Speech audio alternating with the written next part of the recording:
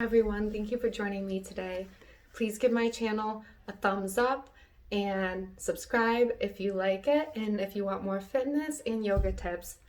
Alright guys, so today I kind of wanted to go with a brief history of yoga with you if you're a beginner, if you just want a refreshment, and also start a conversation as to the importance of yoga.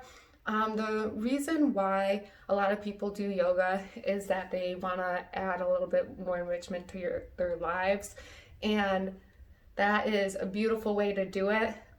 Yoga is known in history to be a practice that helps with enlightenment.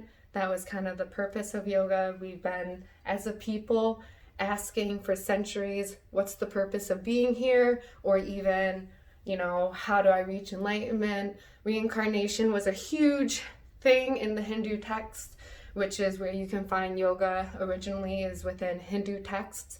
So yoga has a really rich history. So if you're looking for something to help you reach your enlightenment and something that will just add even a little bit more of a new dimension to your daily ritual, then implementing yoga is a really beautiful route to go. And especially with all the different styles, you can find something that works for you. So stay open-minded. You'll be able to probably find something that you like, and stay positive and happy about it. It doesn't have to be an intense practice. There's a lot to yoga, but it doesn't have to be overwhelming, especially in Western culture. Since the 20th century, there's a lot of new yoga poses that are implemented that necessarily aren't classical poses, so it's okay to not have to know everything all at once. Especially with this history, I'm just giving you a very brief history so you can kind of have a better understanding and more of a dimensional thought and perspective towards your yoga practice. And let me know in the comments below what else you want to hear, what other videos you want to see, and yeah, if this conversation opens up anything for you, please let me know in the comments below, and like and subscribe. Alright guys, so yoga goes very, very far back. It goes as far back as 3500 BCE, found in the Harappan culture. Now, the Harappan culture was an indigenous valley civilization found on the Mediterranean peninsula there. So they first mention yoga in their text as a practice of meditation. So even, back then people were asking the question, what's enlightenment and what's the purpose to life and whatnot. So that discipline was just a discipline of meditation at that point. Moving forward, the Harappan culture is invaded by the Iranian civilization around 1500 BCE. Now this culture, with their invasion, they introduced the caste system, they introduced new texts, and these spiritual texts are called the Vedas. These Vedas mention 2 ways to get to enlightenment. Now, yoga is seen in the Vedas as a concept of discipline at that point, so the practice of discipline. So that's super important to keep in mind, because originally in one culture it's the practice of meditation, and in the other spiritual text it's the practice of discipline. So they kind of come hand in hand. You'll find those 2 concepts in yoga still today.